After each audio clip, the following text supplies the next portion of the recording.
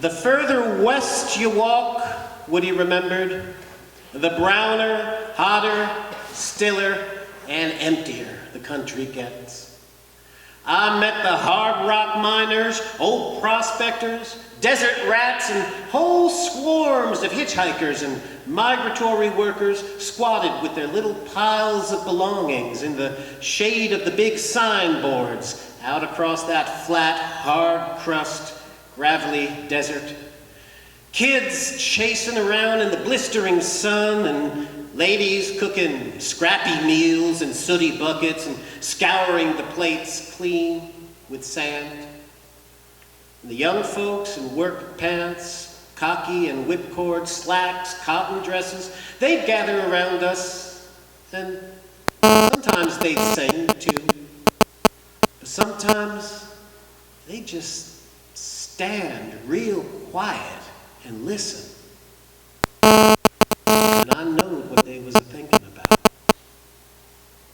Well, I guess it was by about 1936, the year of Franklin Roosevelt's first re-election as president, the Midwestern American family farm had blown away with the topsoil. That's the way that Joe Klein describes it in Woody's biography, as he says, a human convulsion of epic proportions was in progress. The whole countryside seemed to heave and groan as the farms emptied and the highways filled. Well, on the country music stations, old Jimmy Rogers was up there yodeling and singing that the California waters taste just like cherry wine. And Woody and 500,000 migrants from the Dust Bowl region crawled their way westwards towards those legendary vineyards and orchards of California, maybe spending their nights in jail for vagrancy along the way, but glad of the opportunity, because if they were in jail, at least they had a bed or a roof. Because if they weren't in jail, where were they? They were curled up in a doorway somewhere.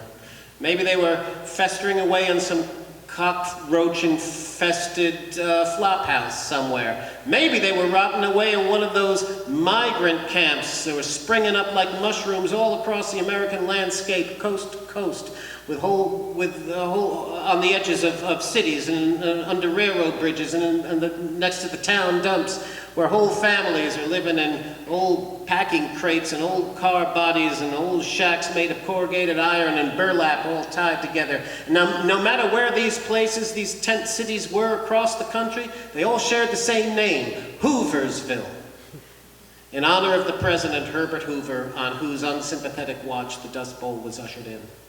And if they weren't in any of these places, maybe they'd just be freezing at night beneath the moon and stars at the side of the road in the desert. Wherever they were there because they were chasing a dream. And this dream was something that Woody later called one of the stinkingest things that I have ever run onto. And this was the promises of unscrupulous labor contractors out in California who were aware of the Dust Bowl crisis, and they flooded the Dust Bowl region with handbills promising work for every idle hand. We need hundreds of thousands of hands to pick the peaches and the grapes and the select apricots and the peas and the cotton. And they didn't need hundreds of thousands of hands. They needed a couple of thousand hands at very short periods of harvest time.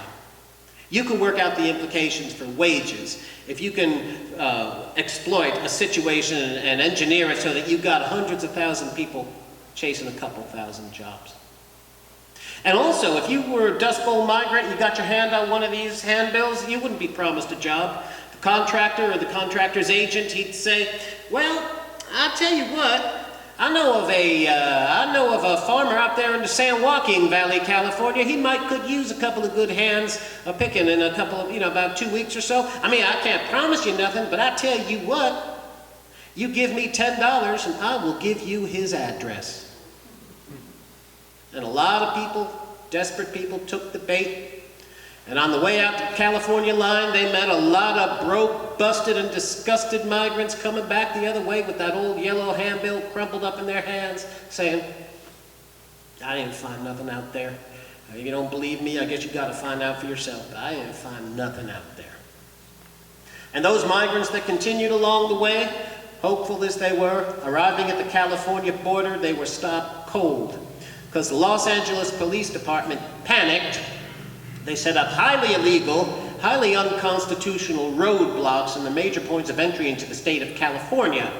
And they called this the bum blockade, right? Because all these migrants coming in from the Dust Bowl, they weren't looking for work, they weren't working people, they're just a bunch of bums looking for a little bit of that easy relief, gold, a little bit of a handout in California, right?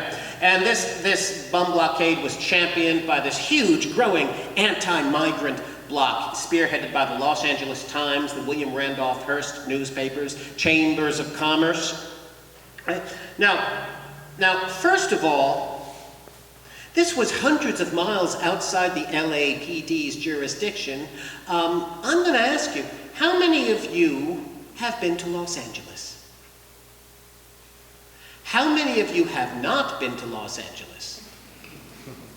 But of those of you who have not been to Los Angeles, how many of you, roughly, could point it out on a map if asked?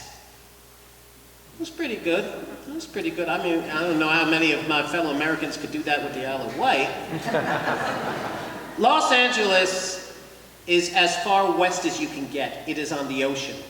What is the LAPD doing? Setting up an illegal roadblock hundreds of miles to the east, stopping other Americans from coming into the state of California as though it were a foreign country. Where does their jurisdiction end? The Isle of Wight? It was illegal, it was unconstitutional, they didn't care. What they were doing was stopping and turning back anybody who looked like an unemployable. That's the phrase they used, unemployable. Now, how could you prove that you weren't an unemployable? You would reach into your pockets and you'd pull out 50 bucks. And if you could show $50 worth of that good old American dough, or the do-re-mi is what he called it, you could show that to the border guard, he just might let you pass the bum blockade into the golden state of California, where you would be pretty sure to get a less than warm welcome anyway. So Woody took a look at that situation and he sent kind of a musical postcard to the folks back home who maybe were thinking of pulling up stakes and coming out to California. Maybe they ought to think again unless they got a touch of that old do-re-mi.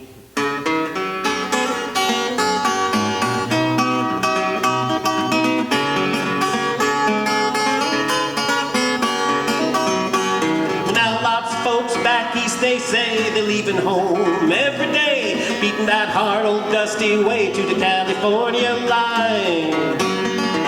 Cross the desert sands they roll, getting out of that old dust bowl. Well, they think they're coming to a sugar bowl, but here's what they'll find. The police at the port of entry say, you're number 14,000 for today. And if you ain't got that do-re-mi, well, I tell you, if you ain't got that do-re-mi, then you better go back to beautiful Texas, Oklahoma, Kansas, Georgia, Tennessee. California's a garden of Eden, and it's a paradise to live in or see. But believe it or not, you won't find it so hot if you ain't got that do-re-mi.